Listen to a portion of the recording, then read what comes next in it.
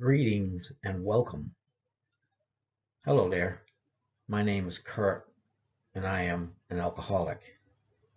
I was once asked this question: do you want to be a free man and have a whole new life? I am asking you, do you want to be free and have a whole new life? Let me make you an offer you can't refuse. This presentation features the 10-day plan, the book within the book, the yellow brick road, the big questions. We call it a gift of love. Let's begin this unique presentation with the Serenity Prayer. God, grant me the serenity to accept the things I cannot change, courage to change the things I can, and the wisdom to know the difference. Thy will, not mine, be done. Responsibility. When anyone, anywhere, reaches out for help, I want the hand of AA. Unconditional love, to always be there, and for that, I am responsible. The impossible has become possible. When I was asked to consider this way of life and introduce other people to a design for living, I thought it was impossible. How could I present a design for living? I viewed the request as an opportunity to be responsible for the way I receive direction into a new life that really works. I was offered this way and instructed to take the steps of recovery using the 12 Steps and 12 Traditions book of Alcoholics Anonymous at first. It was explained that I needed to deal with the issues that were killing me and apply the 12 steps. In the beginning of recovery, it was using alcohol that was killing me. Over the years of my sobriety, there have been several people whose paths have crossed mine. I regret not reaching out to some of these people. I withheld this simple plan from them, a plan of recovery from a hopeless state of mind and body, a hopeless state of being from untreated alcoholism and addiction, a soul sickness. These souls are no longer here on earth with us. Pete D., Robert K., Steve F., Dave B., and Joe K., just to name a few of those who have died drunk or overdosed. A friend, Steve F., when offered this plan, this new way of life, unfortunately responded, no. Steve was later found dead.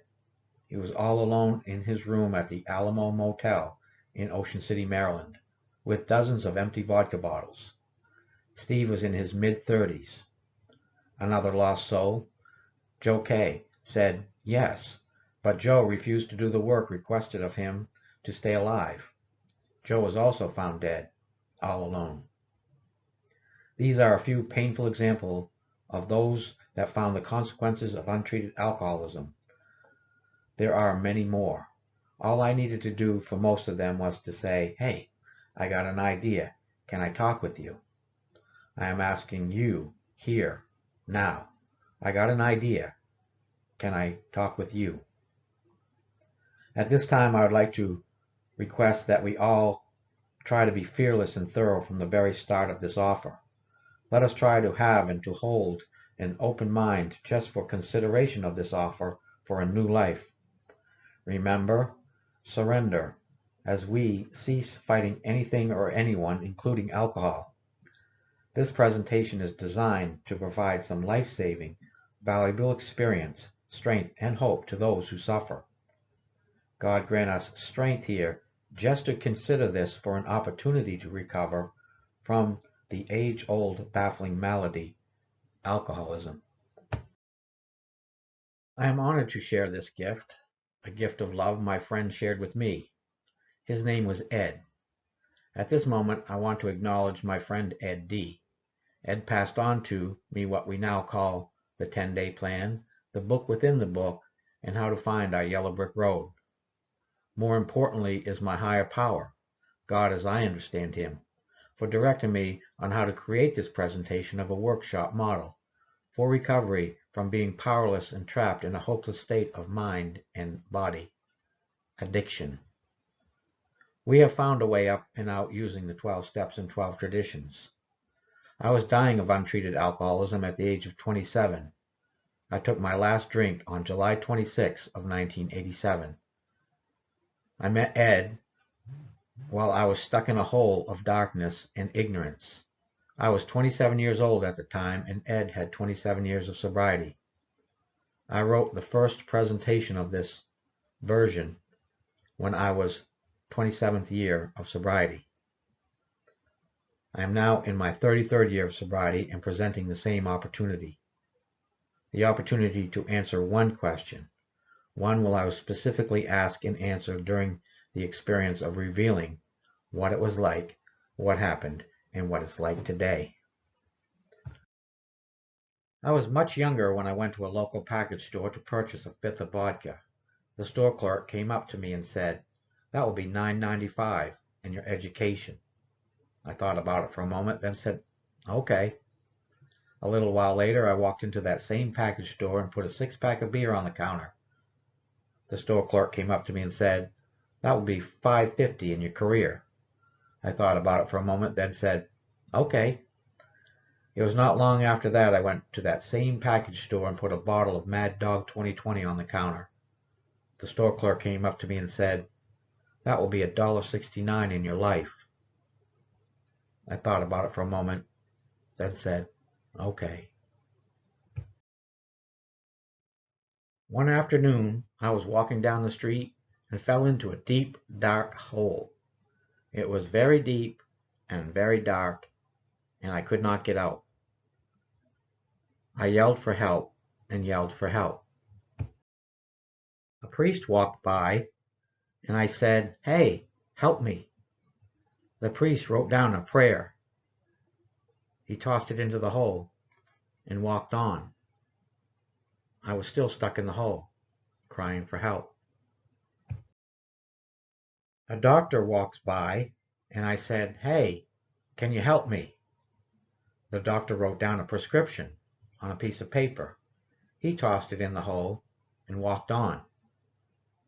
I said, "Hey, help me. I'm stuck in the hole." A lawyer walks by the hole. He hears me yelling, "Help." He asked me if I had any money. I said no, and the lawyer walked on. Later, a man named Ed came walking down the street carrying a toolbox. I said, "Hey, can you help me out? I'm stuck in this hole." Ed then jumps in the hole with me. I said, "What are you, crazy? Now we are both stuck in the hole." And Ed said, "No, I've been here before. I know the way out." Ed would often say to me, "One of these days you need to go to school and learn how to read and write, so you can be out of that hole on your own and help others out. You will also be rid of the ignorance and darkness of your false self, your ego." I did not know I was illiterate. I had no education. I had lost my job. I was without a career. I could not fill out job applications. I could not apply for food stamps or even fill out an application to attend school. I could not read and write, and I was dying of untreated alcoholism. That was my life. I was totally bankrupt, completely defeated when I finally considered going up to the school to learn how to read and write. My first attempt failed after I told them I wanted to come to school, and they handed me these forms to fill out. I looked at the forms, became quite confused, while pride said, "You dare not look," and fear said, "You dare not pass this way." I balked, turning away from the administration office without admitting I did not understand how to read or write and fill out the forms. I spent about a week in a dilemma of what to do. I went down to the local soup kitchen one day looking for something to eat. I met a fellow AA member. This fellow said to me, "You do not belong here. You better do what you were told and go to school and learn how to read and write." I returned to the school. I was standing at the front desk of the administration office. I said the same thing and got the same response. "Fill out these forms and bring them back. I stood there paralyzed in fear. Guilt and shame consumed me to tears, and then hope stepped in. I heard a soft, kind voice speaking to me. "Young man, may I help you?" I looked up through my tears, gasped, and finally said, "Yes, please. I need to come to school. I need to learn how to read and write, and I cannot fill out these questions or write any answers." She smiled at me and said, "Well, come on back into my office." I followed her, sat down, wiped away my tears as she asked me the questions, and then wrote in my answers for me. That application gave me permission to take an aptitude test, and I was later notified I qualified to take basic reading and writing. The test revealed I had no comprehension skills. I remember entering the school on my first day of class. I had my hand on the door, and fear gripped me again, paralyzing me. What if I am so damaged that I am not teachable? I persevered with something I remember Ed said, "Go do what you don't believe you can do."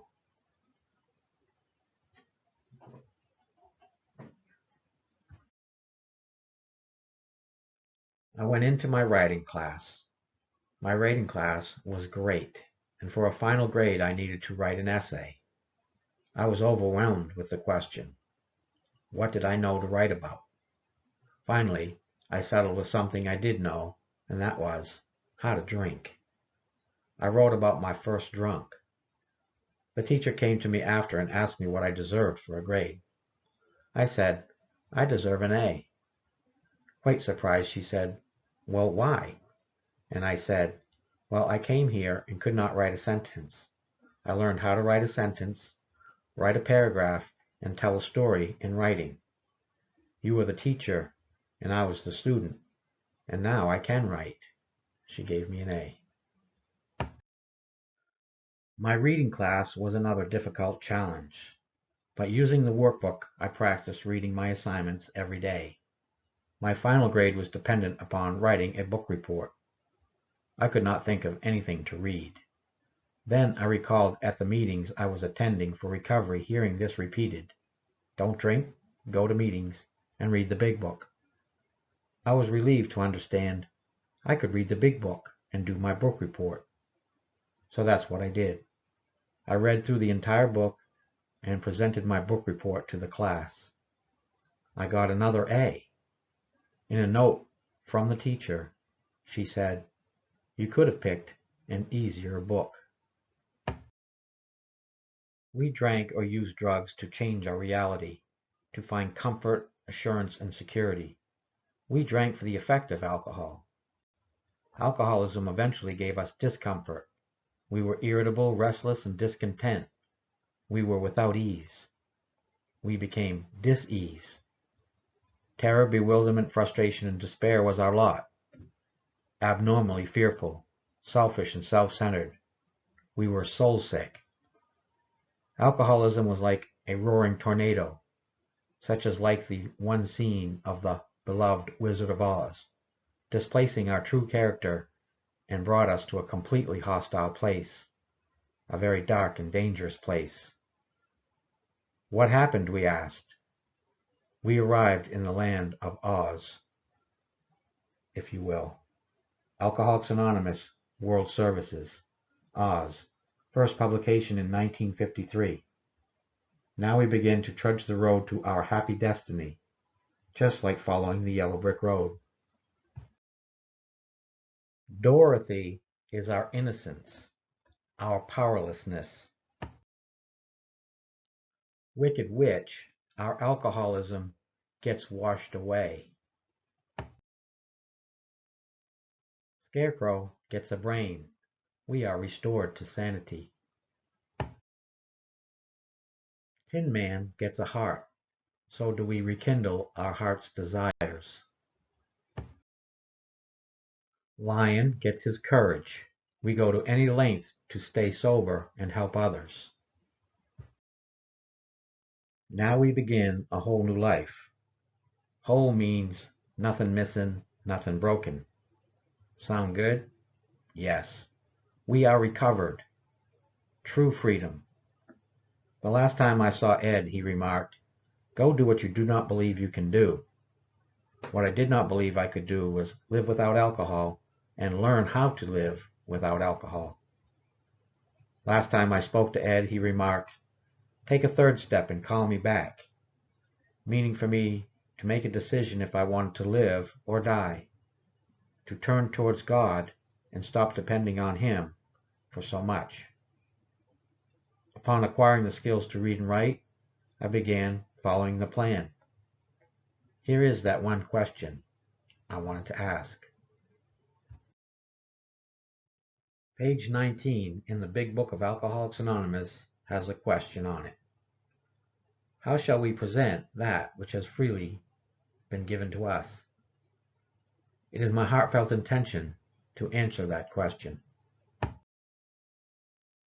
This presentation, A Gift of Love, features the 10-day plan, the book within the book, Finding Our Yellow Brick Road, and the big questions of life. What did I get from Oz?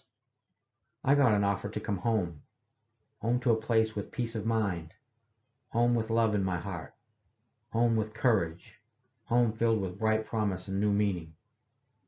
Here is that offer that's still available.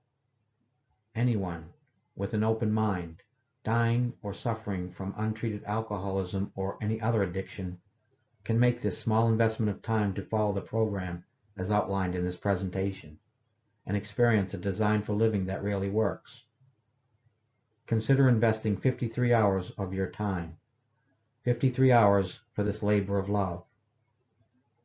You will be graced with remission from this deadly illness of untreated alcoholism by finding a true gift of love, working thereon for health, wealth, and happiness.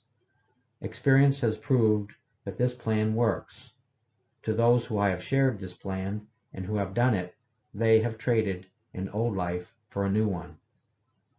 Will you consider giving up 2 days and 5 hours of your old life, 53 hours of the life you are presently living for a promised new life?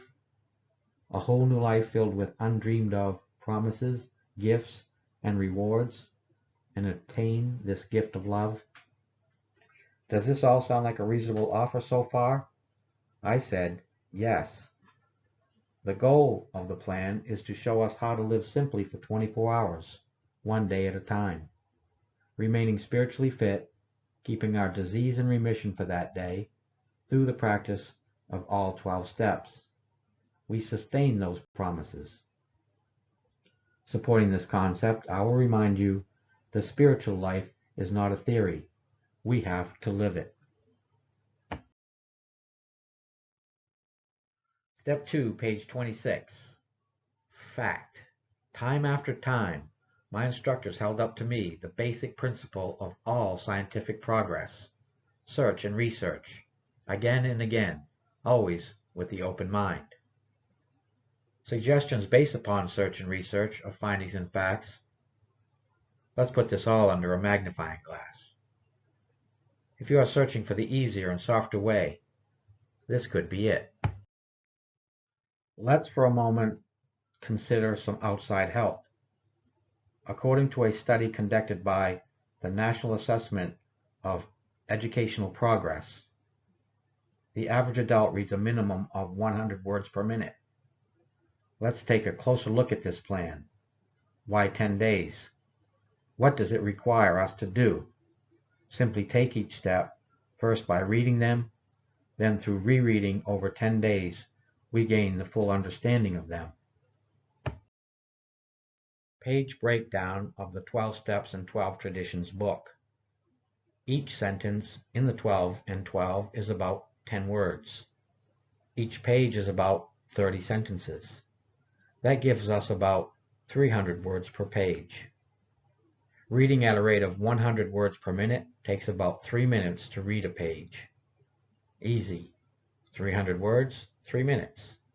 Follow that?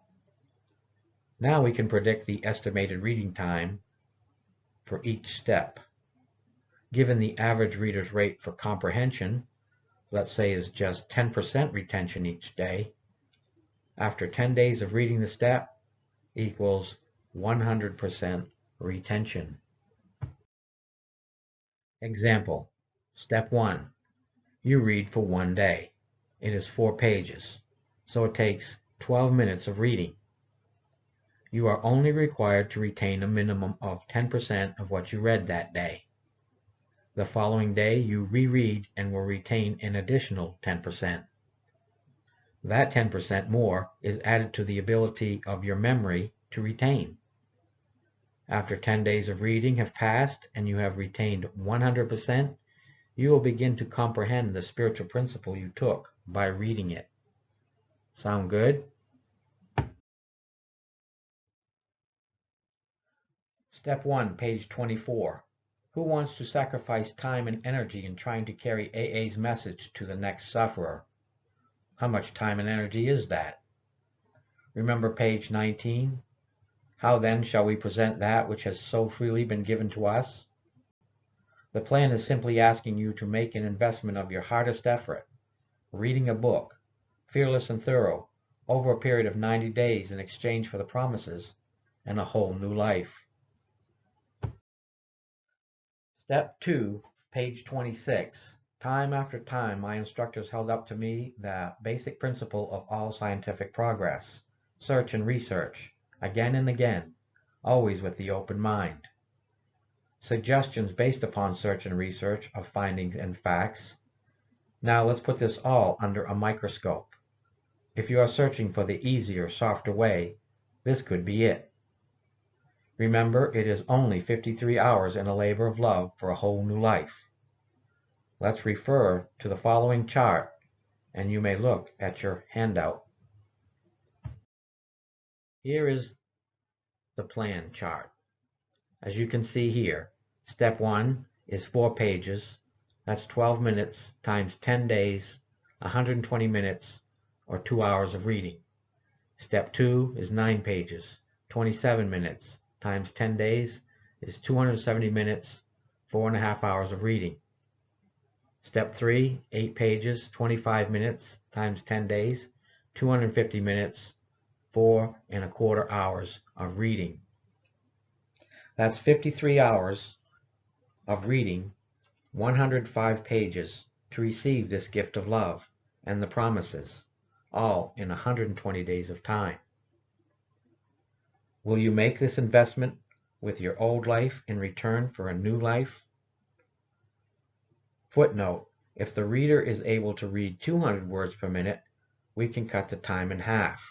1 day and 2.5 hours for a labor of love. 26.5 hours. Practicing steps 10, 11, and 12 renews this free gift each day, 1 day at a time. Look at your second handout chart.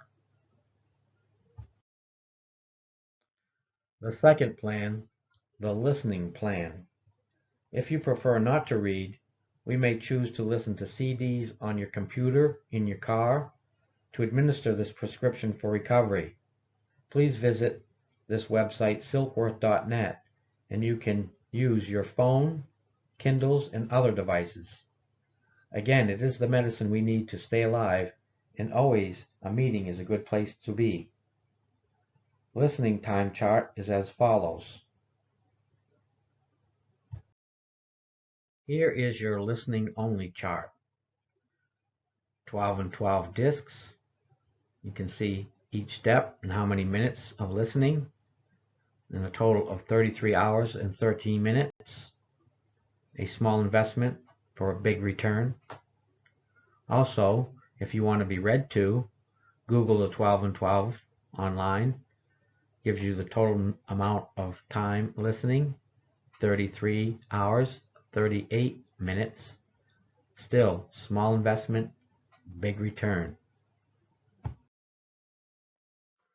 Recovery from chronic alcoholism. It is, of course, most useful while reading through the steps or listening on this plan that we answer the questions in each step before moving forwards to the next step, usually after the 10-day period. The only exception is the 31 questions in step 4. These may be answered as needed at any time. However, it's better to take step 4 by answering the questions in its entirety after we finish reading it. The people revealed in step 4 will later get transferred to a list in step 8. A sponsor will help you with step 9. I read each step for 10 days and answered the questions. I had a spiritual awakening and am living a whole new life. Thank you for your time and attention. This concludes part 1 of 2 parts. Welcome to part 2. As you can see by these 2 photographs, we break the chains of addiction and find complete freedom. Let's move on. The facts of life and other promises and gifts. This is what I discovered. Here are a few more facts and promises. These are from the 12 and 12. Fact: AA's 12 steps are a group of principles, spiritual in nature, which, if practiced as a way of life, can expel the obsession to drink and enable the sufferer to become happily and usefully whole. That is a promise. Step 1, page 23. Fact: it was then discovered that when one alcoholic had planted in the mind of another the true nature of his malady, that person could never be the same again. Promise: you progress in the problem or you progress in the solution. Step 1, page 24. Under the lash of alcoholism, we are driven to AA, and there we discover the fatal nature of our situation. That's a fact. Step 2, page 26. Listen, if you will, to these 3 statements. First, Alcoholics Anonymous does not demand that you believe anything. All of its 12 steps are but suggestions. Second, to get sober and stay sober, you do not have to swallow all of step 2 right now. Looking back, I find I took it piecemeal myself. Third, all you really need is an open mind. Fact: an open mind guarantees success. Step 3, page 40. All the 12 steps require sustained and personal exertion to conform to their principles, and so we trust to God's will. Fact: therefore, there is a plan. Step 5, page 59. We would have to have outside help if we were surely to know and admit the truth about ourselves. The help of God and another human being. Fact: we need help finding this gift of love. Step 6, page 63. Fact: the best efforts of family, friends, doctors, and clergymen got no place with my alcoholism. I simply could not stop drinking, and no human power could do the job for me. Fact: no human power could have relieved our alcoholism. Step 6, page 64. Here, their powerful instinct to live can cooperate with their Creator's desire to give them new life. That's a promise. Step 6, page 69.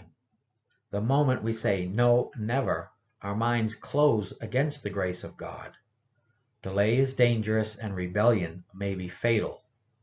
This is the exact point at which we abandon limited objectives and move towards God's will for us. Fact: closing our minds, we lose this gift. Step 12, page 107. AA's manner of receiving this gift lies in the practice of the 12 steps. Fact: practicing these principles guarantees success. Step 12, page 107. Fact. He has been granted a free gift which amounts to a new state of consciousness and being. He has been set on a path which tells him he is really going somewhere, that life is not a dead end, not something to be endured or mastered. A free gift called a gift of love, and set on a path. Let's call it the Yellow Brick Road. Step 11, page 99. Suggests finding a channel of peace from a relationship with God. The example of a spiritual relationship from St. Francis in step 11. This can be understood.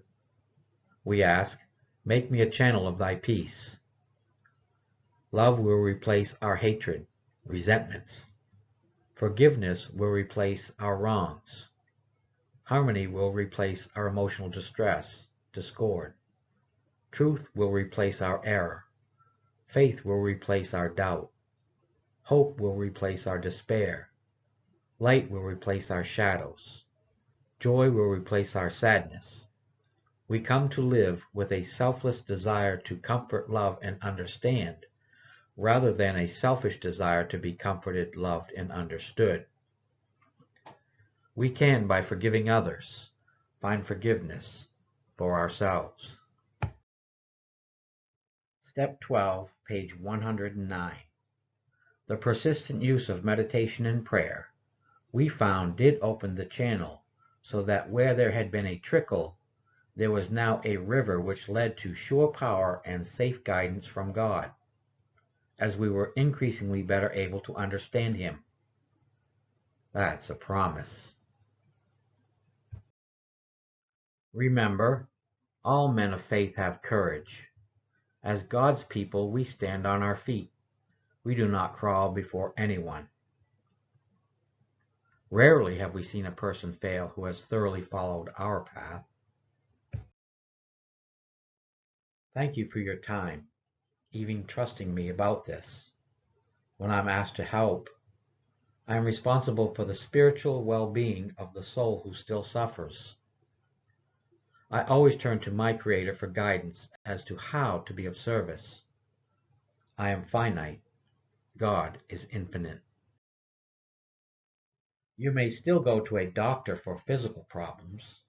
You may still go to a psychiatrist for a mental or emotional problems. You may still go to a minister or a priest for spiritual problems. Always, a meeting is a good place to go. Sometimes my sponsor Ed would say to me, stay within the 12 and 12, or do not go outside the kingdom. What kingdom? Step 11, page 98. Now and then we may be granted a glimpse of that ultimate reality which is God's kingdom, and we will be comforted and assured that our own destiny in that realm will be secure, as long as we try, however faltering, to find and do the will of our own Creator. That's a promise. The big questions. Avoiding spiritual struggles and personal questions is linked with poor mental health. A case study from Case Western Reserve University, December 5th, 2016. The summary of their study: fear of confronting the tensions and conflicts brought on by personal concerns, the big questions of life, is linked with poor mental health, including higher levels of depression, anxiety, and difficulty regulating emotions, according to a new study. I find this supportive to the concept of helping others. We are asked to be of maximum service to God and others.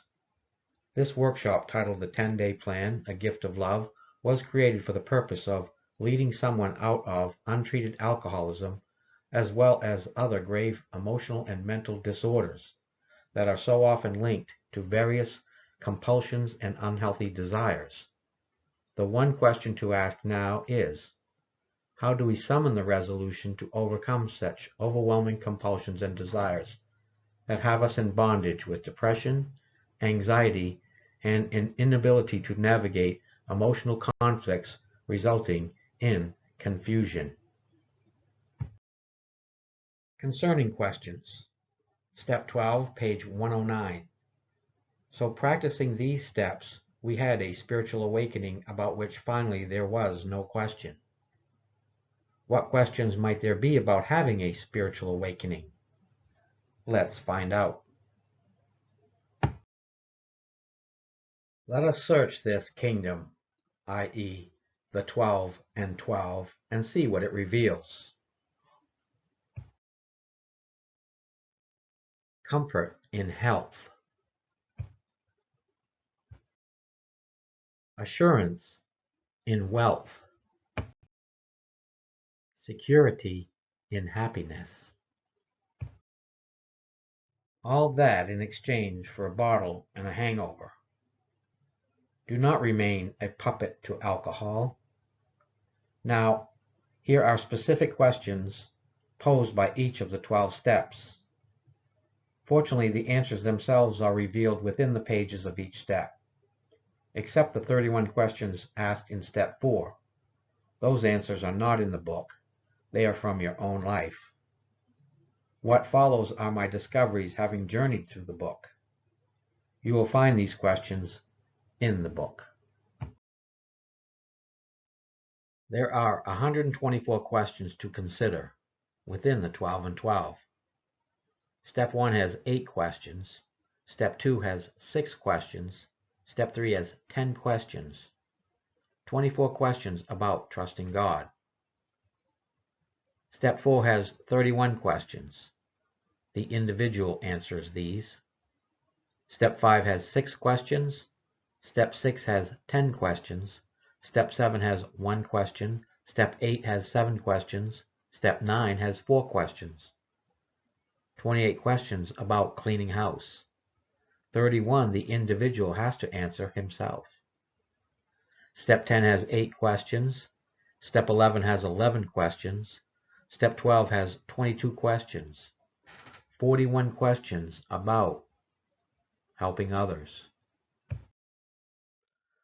Remember these 3 pertinent ideas. A, that we were alcoholic and could not manage our own lives. Then we ought to be willing to practice steps 1, 2, and 3 and learn how to trust God. B, that no human power could have relieved our alcoholism. Then we ought to be willing to practice steps 4 through 9 and learn how to clean house. C, that God could and would if he were sought by practicing steps 10, 11, and 12 and learn how to help others. The keys to the kingdom. Here is an intense look into the architecture of these 12 steps, because we shall encounter doors that are still closed and locked, our untreated, closed, alcoholic minds. We will need keys to unlock certain passages.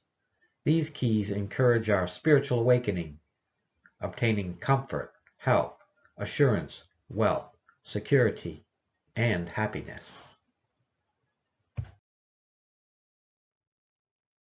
Key 1, Step 2, page 29 says, why should we be interested in theological abstractions, religious duties, or with the state of our souls here or hereafter?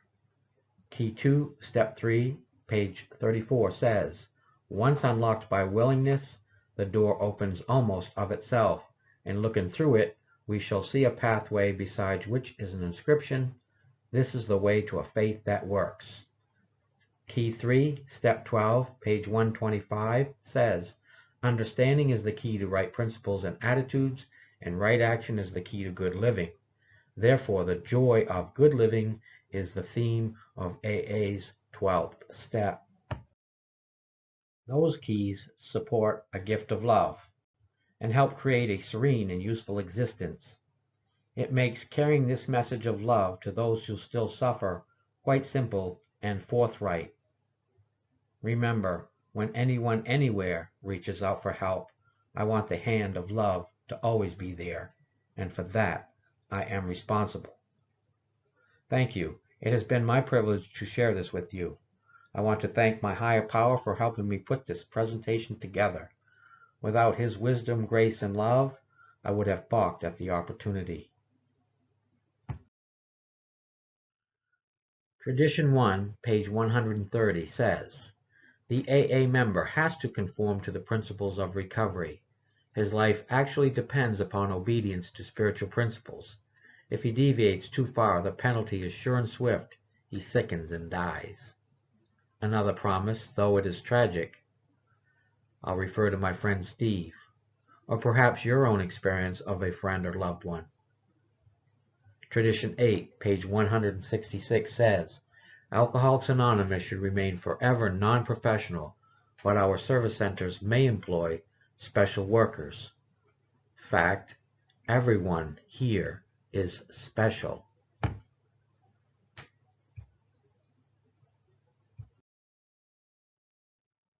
Ed would often say, follow the yellow brick road. What did he mean?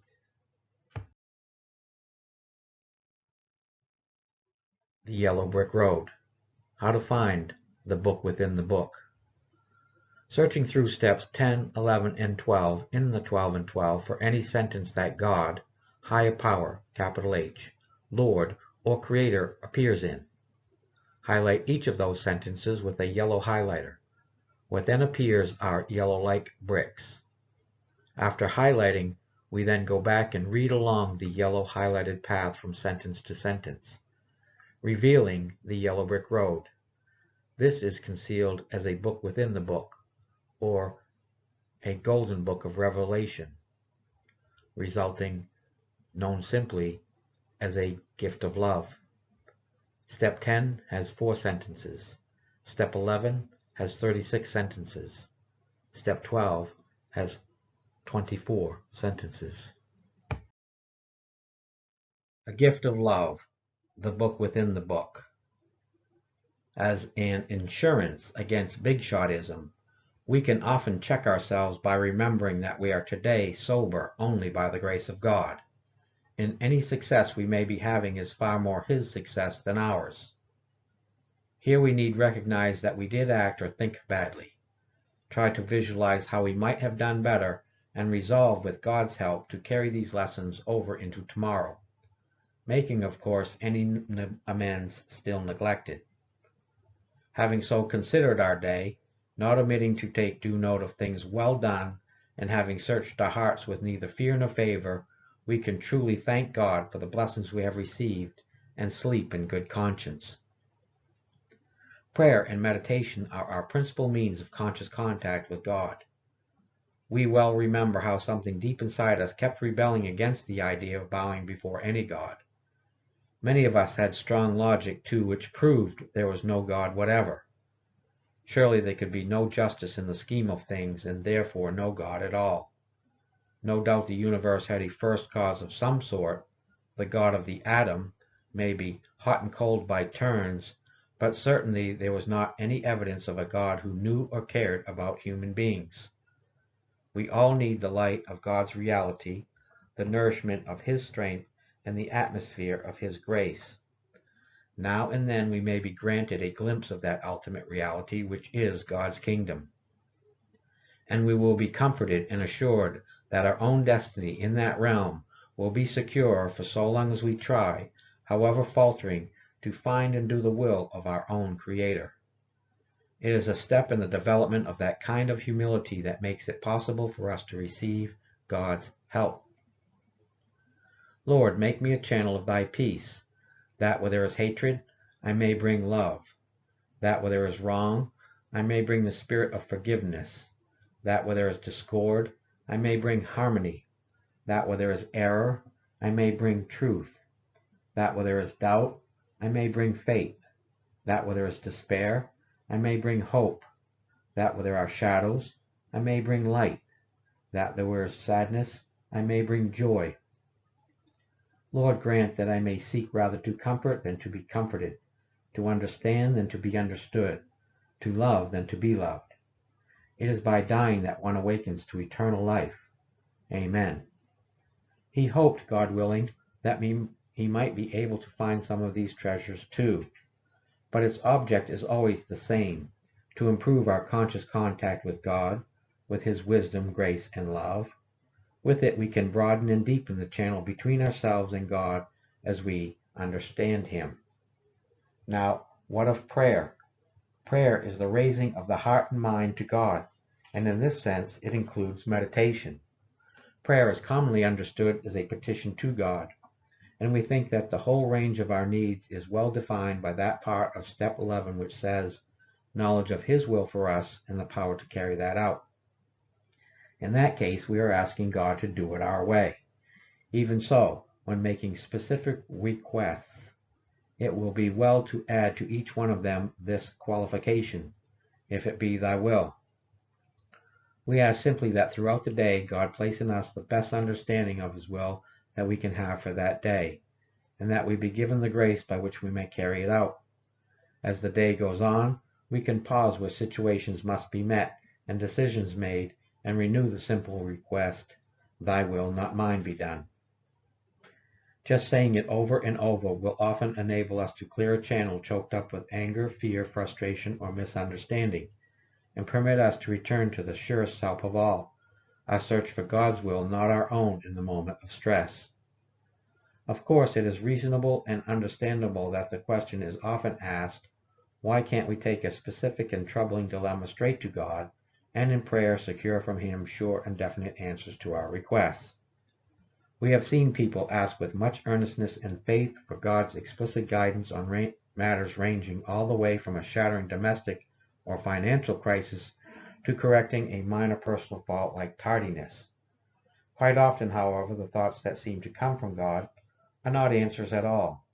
The man or woman, or indeed anyone who tries to run his life rigidly by this kind of prayer, by this self-serving demand of God for replies, is a particularly disconcerting individual. With the best of intentions, they tend to force their own will into all sorts of situations and problems with a comfortable assurance that they are acting under God's specific direction. We form ideas as to what God's will is for other people. Such prayers are fundamentally good acts, but often they are based upon a supposition that we know God's will for the person for whom we pray. It is our experience that particularly in these cases, we ought to pray that God's will, whatever it is, be done for others as well as for ourselves. We discover that we do receive guidance for our lives to just about the extent that we stop making demands upon God to give it to us on order and on our terms. Almost any experienced AA will tell how his affairs have taken remarkable and unexpected turns for the better as he tried to improve his conscious contact with God. He will also report that out of every season of grief or suffering, when the hand of God seemed heavy, or even unjust, new lessons for living were learned, new resources of courage were uncovered, and finally, inescapably, the conviction came that God does move in a mysterious way His wonders to perform. All this should be very encouraging news for those who recoil from prayer because they do not believe in it, or because they feel themselves cut off from God's help and direction. The moment we catch even a glimpse of God's will, the moment we begin to see truth, justice, and love as the real and eternal things in life, we are no longer deeply disturbed by all the seeming evidence to the contrary that surrounds us in purely human affairs. We know that God lovingly watches over us. We know when we turn to Him, all will be well with us here and hereafter. In step 2, we saw that since we could not restore ourselves to sanity, some higher power must necessarily do so if we were to survive. Consequently, in step 3, we turned our will and our lives over to the care of God as we understood Him. We knew we would have to quit the deadly business of living alone with our conflicts and in honesty confide these to God and another human being. Then in step 7, we humbly asked God to remove our shortcomings such as He could or would under the conditions of the day we asked. In step 11, we saw that if a higher power had restored us to sanity and had enabled us to live with some peace of mind in a sorely troubled world, then such a higher power was worth knowing better, by as direct contact as possible. The persistent use of prayer, we found, did open the channel so that where there had been a trickle, there was now a river which led to sure power and safe guidance from God. As we were increasingly better able to understand Him, from great numbers of such experiences we could predict that the doubter who still claimed he had not gotten the spiritual angle and who considered his well-loved AA group the higher power, would presently love God and call him by name. His own character may still be gravely defective, but he somehow knows that God has enabled him to make a mighty beginning, and he senses that he stands at the edge of new mysteries, joys, and experiences of which he had never even dreamed. To watch the eyes of men and women open with wonder as they move from darkness into light, to see their lives quickly fill with new purpose and meaning, to see whole families reassembled, to see the alcoholic outcast received back into his community in full citizenship, and above all to watch these people awaken to the presence of a loving God in their lives. These things are the substance of what we receive as we carry this message to the next sufferer. Maybe there are serious domestic or romantic difficulties, or perhaps that boy we thought God was looking after becomes a military casualty. Can we now, with the help of God as we understand him, handle them as well and as bravely as our other friends often do? Well, we have a chance if we switch from two-stepping to 12-stepping, if we are willing to receive that grace of God which can sustain and strengthen us in any catastrophe.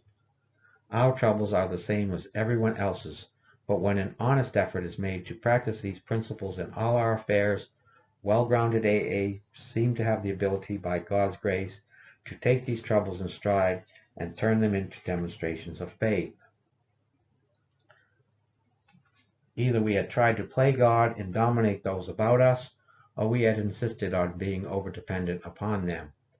When we developed still more, we discovered the best possible source of emotional stability to be God himself.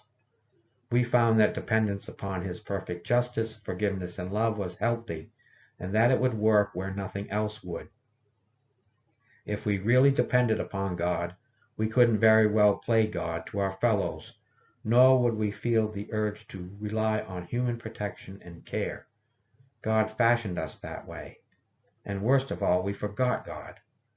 When a job still looked like a mere means of getting money rather than an opportunity for service, when the acquisition of money for financial independence looked more important than a right dependence upon God, we were still the victims of unreasonable fears. When, with God's help, we calmly accepted our lot, then we found we could live at peace with ourselves, and show others who still suffered the same fears that they could get over them too. Service gladly rendered, obligations squarely met, troubles well accepted or solved with God's help, the knowledge that at home or in the world outside we are partners in a common effort, the well understood fact that in God's sight all human beings are important, the proof that love freely given surely brings a full return, the certainty that we are no longer isolated and alone in self-constructed prisons, the surety that we need no longer be square pegs in round holes, but can fit and belong in God's scheme of things. These are the legitimate satisfactions of right living, for which no amount of pomp and circumstance, no heap of material possessions could possibly be substitutes. True ambition is the deep desire to live usefully and walk humbly under the grace of God. For it is by only accepting and solving our problems that we can begin to get right with ourselves and with the world about us and with him who presides over us all. God grant us the serenity to accept the things we cannot change, courage to change the things we can, and the wisdom to know the difference. The promises. 1. If we are painstaking about this phase of our development, we will be amazed before we are halfway through. 2. We are going to know a new freedom and a new happiness. 3. We will not regret the past, nor wish to shut the door on it. 4. We will comprehend the word serenity, and we will know peace. 5. No matter how far down the scale we have gone, we will see how our experience can benefit others. 6. That feeling of uselessness and self-pity will disappear. 7. We will lose interest in selfish things and gain interest in our fellows. 8. Self-seeking will slip away. 9. Our whole attitude and outlook upon life will change.